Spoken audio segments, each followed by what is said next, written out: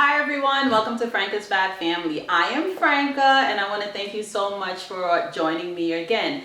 This week you know that we're going to start with some strategies on how to heal yourself, some healing that we could transfer to our children. And like I said earlier in the week, one of the things that we need to look at is our attachment style. Actually, I've learned that we develop our attachment style from early childhood.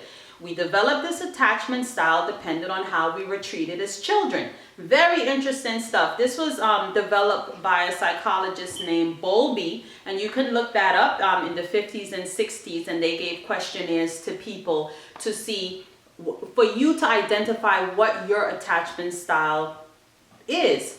Now, there are three different kinds. The first one is a secure attachment style. No, a secure attachment style is a person that has a healthy relationship with other people, particularly a romantic relationship or a mother or a parent to child relationship or a friendship, but it's how you relate to other people. People with secure relationship styles are equally balanced between company and individual attention. So they're the type of people that if they get into a relationship, they will enjoy the new person, hang out, but when they're not with the person, they're fine as well. They will engage themselves in other activities, and then when they're with the person of love, that person will get all their attention, and then but it's a nice balance. An avoidant attachment style, that's the second type of attachment style you can have. Oh, one thing, let's go back to the secure attachment style. A secure attachment style is normally, they said, 50% of the population. 50% of the population functions with a secure attachment style personality. And these people normally had a very balanced childhood. They had an adequate amount of love in childhood. They had an adequate amount of, playtime, isolation time, things like that. They're balanced. They're not needy. They're not clingy. They're not obsessive, things like that. They're really, really balanced. Now, a single parent can help their children become secure in their attachment style, because what happens is that once you learn the needs of a human being, meaning that you need certain nurturing, you need protection, a child needs to be heard, a child needs to be held, physical touch, things like that, and you would look those things up. You can actually foster a very secure attachment style in your children, even if you're a single parent. So it's not necessarily, ideally, those people that have a healthy two-parent home will develop a secure attachment style, but the people with a two-parent home that are dysfunctional, they can also develop these other types of attachment styles. So that's the first attachment style, and ideally that's the attachment style that we all should strive to obtain and acquire or work towards in our adulthood. The second attachment style is avoidant attachment style. An avoidant attachment style is a person that is afraid to bond with the person emotionally. So those are the persons that we are hearing, they will love bomb you at the beginning. They will love bomb you to get you to attach to them, but once they feel that their feelings are starting to become intense towards you, they will back off. Even if you get married or if you're living with them, an avoidant attachment style is a person that would like you in the house, but they don't really want that much interaction with you. You kind of like, you rub them the wrong way. So they will avoid you. They're the type of personalities that would want to spend, let's say on the weekend, they will spend all day outside in the yard. They will spend all weekend still going to work. They will have little interaction with you. They may have sex with you. They are more likely to cheat because they don't want to tie themselves to you emotionally. These type of people develop this attachment style from the lack of something in childhood, whether it be from abandonment, one of the parents were missing. Let's say they grew up in a two-parent home and they were provided with the physical needs like food, clothes, shelter, resources and stuff like that, but they weren't given that close love. They did not get a lot of hugs growing up. They were not nurtured in that more emotionally loving environment. And those people they many times will develop this avoidant attachment style if they have been cheated on, if they have been mistreated by a loved one. It's a protective mechanism to say, okay, I do want people in my life, but I don't trust any of you. And I know if I give you my whole heart, it's just a matter of time before you hurt me. So I'm going to love you in an avoidant attachment style. I'm going to love you in a way that it's like, I want you physically there, but the other person will always be guessing, do this person really love me? And those type of people will feel overwhelmed when a person is like questioning their love and stuff like that. They will come off cold, they will come off uncaring, stuff like that. So that's that avoidant attachment style. The third attachment style is an anxious attachment style. Those are the adults that are clingy. Those are the ones that want to spend all their time with you. I have a friend of mine that he said his wife, if she could tie him up in one of the rooms, she will be happy. That will be the only way she would be happy. For the anxious attachment style personality, you could never get enough of your friends, your mate. You're clingy, you're needy. That's what people will call you, or that's how you would behave, because it's like you're anxious. You're like, I don't want this person to leave me. And the extreme of that anxious attachment style, of course, will go towards obsession. That also too was developed in childhood. What happens in childhood, that person could have been neglected, could have been abused. They were also missing a particular type of love. They were missing the nourishing. They were missing the security of knowing that when I'm not with you, you're okay. You know, like when kids cry and those parents will run back and hug them and never leave them. Like you want to be careful with how we help our children develop, because we actually cause them to develop an attachment style. When I read all of this, I was like, wow. And I called all my children, including Jordan, even though he's away, and I gave them the information. And I knew what attachment style I thought that they had already developed at this age. But I wanted them to see and to hear all of the different attachment styles so they can choose. Knowledge really is power, and knowledge is key. We as adults need to identify which attachment style we fall into.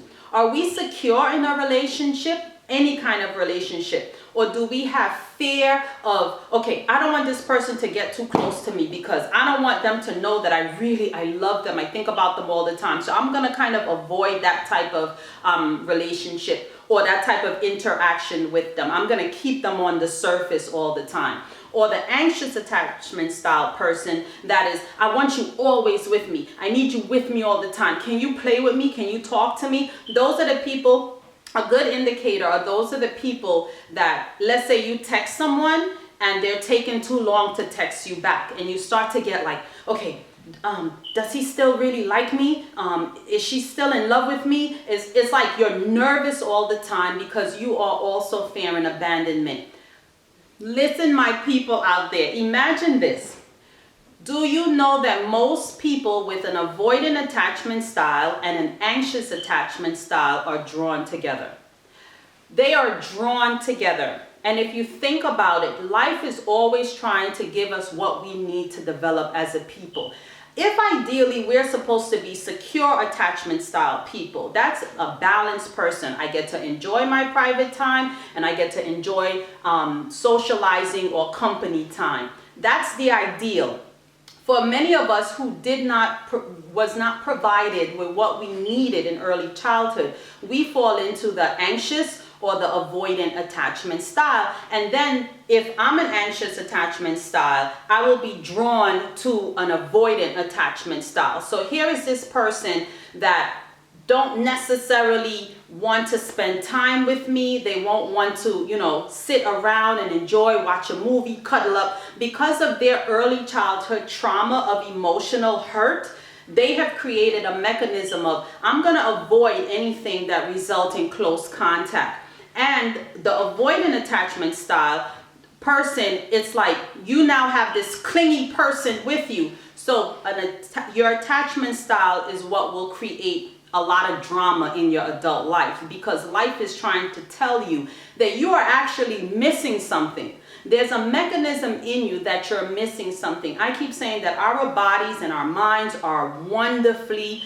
and fearfully made. It is so miraculously made that our body is designed to self-sustain itself. And what that means is that our body and our mind and our life is going to draw to us what we need. The problem is people do not take suffering seriously enough.